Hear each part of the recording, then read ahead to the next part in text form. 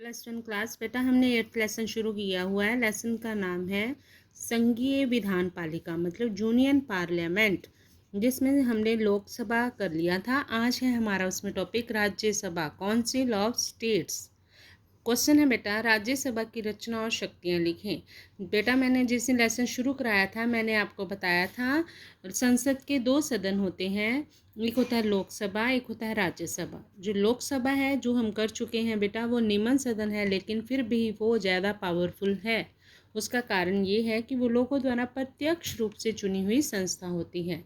राज्यसभा संसद का ऊपरी सदन है और इसके नाम से स्पष्ट है बेटे कि ये राज्यों का प्रतिनिधित्व करता है और ये अप्रत्यक्ष रूप से चुनी हुई संस्था होती है।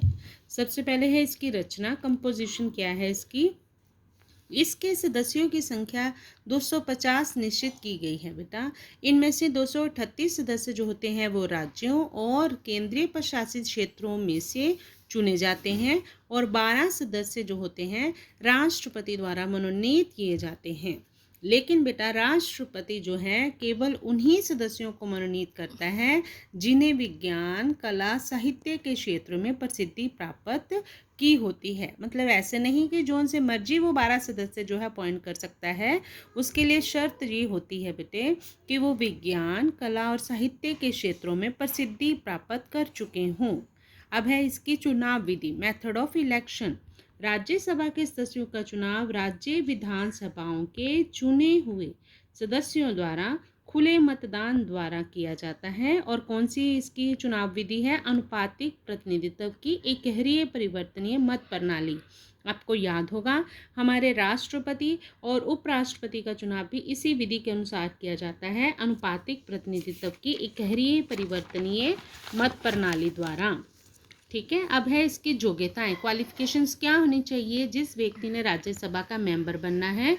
सबसे पहले है उसकी क्वालिफिकेशन कि वो भारत का नागरिक हो। सेकंड है उसकी उम्र जो है 30 वर्ष से कम नहीं होनी चाहिए, मतलब कम से कम 30 वर्ष की उम्र उसकी होनी चाहिए। वो पागल या दिवालिया ना हो और वो किसी भी लाभकारी पद पर ना लगा हुआ हो। ये हैं इसकी योग्यताएं। नेक्स्ट है इसका कार्यकाल। राज्यसभा बेटे एक स्थायी सदन है। इसके 1/3 सदस्य जो है ना हर 2 साल के बाद रिटायर हो जाते हैं और उनकी जगह नए सदस्यों का चुनाव कर लिया जाता है। मतलब राज्यसभा के सारे सदस्य एकदम से नहीं बदलते बेटा, याद रखना इसके 1/3 सदस्य हर 2 साल बाद बदल दिए जाते हैं। मतलब इसका ये है कि इसका जो सदस्य बनता है, एक सदस्य जो होता है वो 6 साल तक राज्यसभा का मेंबर बना रहता है। राज्यसभा एक परमानेंट हाउस है, कभी भी ऐसा नहीं होता देश में कि राज्यसभा ना हो। हाँ, उसके मेंबर हर 2 साल बाद रिटायर हो जाते हैं, उनकी जगह पर नए सदस्य चुन लिए जाते हैं। नेक्स्ट है इसकी बैठकें, सेशंस कितने हैं। इसकी बैठकें बेटा साल में 2 होनी चाहिए, लेकिन ये बात है दोनों बैठकों के बीच जो है 6 महीने से अधिक का डिफरेंस नहीं होना चाहिए। मतलब बैठकें तो 2 हों, 2 से ज़्यादा भी हो सकती हैं, लेकिन ज़रूरी क्या है कि 6 महीनों के डिफरेंस के बाद एक बैठक होनी ज़रूरी होती है। अब बैठक के लिए गणपूर्ति क्या है? गणपूर्ति मतलब है कि कितने सदस्य होंगे तो बैठक होगी, नहीं तो नहीं।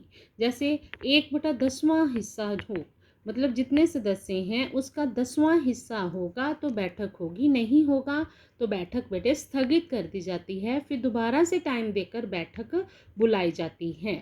सभापति, चेयरमैन।